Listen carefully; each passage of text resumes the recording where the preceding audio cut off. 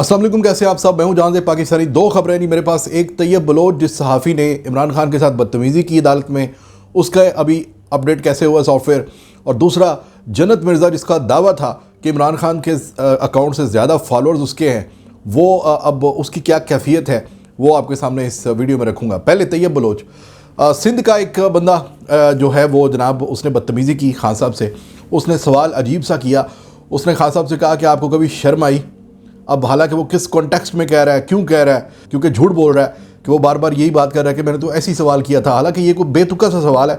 फिर इस सहाफ़ी की खबरें जो हैं वो इस तरह से भी आ रही हैं कि ये पीपल्स पार्टी का सहाफ़ी है, मतलब बिलावल के साथ इसकी कुछ तस्वीरें हैं। फिर ये तारीफ़ें कर रहा है कि सिंध में जनाब अस्पताल ऐसे ऐसे हैं कि जिनमें बाहर से लोग जो है वो इलाज करवाने आते हैं, और पूरे पाकिस्तान में ऐसा कोई अस्पताल नहीं जो उसके मुकाबले का हो। बोल न्यूज़ का ये सहाफ़ी था, इसको नौकरी से फारिग कर दिया गया है काफ़ी हार्ड टाइम मिलने के बाद। अब फाइनली इसका सॉफ्टवेयर अपडेट हुआ है और इसने कहा कि जनाब अगर किसी की दिल आज़ारी हुई है तो मैं माजरत चाहता हूँ।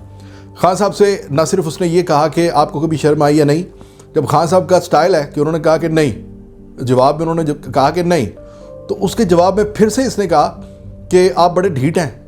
यानी ये ज़ाहिर है कि अखलाकी दायरे से बाहर निकल कर ये सवाल था, और अखलाकी दायरे से बहुत बाहर निकल कर ही ये दोबारा उसका ये जो कमेंट था, तो ये दोनों कमेंट जो है वो इदारे को भी सूट नहीं किए और इदारे ने उसको फारिग कर दिया।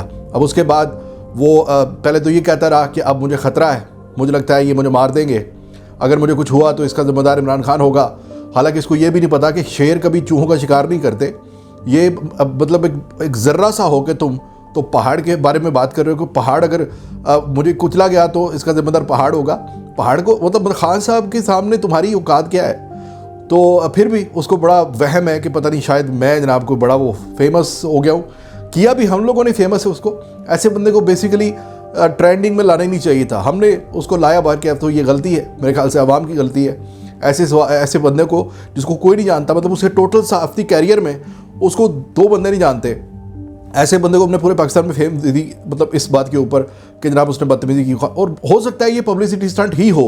अब होगा ये कि उसको दूसरी मीडिया के जो दूसरे चैनल्स हैं, ख़ास तौर पर जो अपने पीपल्स पार्टी के अपने चैनल्स हैं, वो उसको हायर कर लेंगे, और ये जनाब तारीफ़ों के पुल तो पहले ही बांधता है जरदारी के, तो एक और उनको प्यादा मिल जाएगा।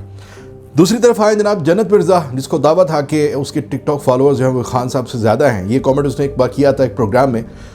उसने अब डर के खान साहब को भी फॉलो कर लिया है। टिकटॉक खान साहब का जो अकाउंट है उसको जन्नत मिर्ज़ा ने फॉलो कर लिया है, और बहुत कम फॉलो किए हुए लोग उसने, जिनमें से अब एक खान साहब भी हैं।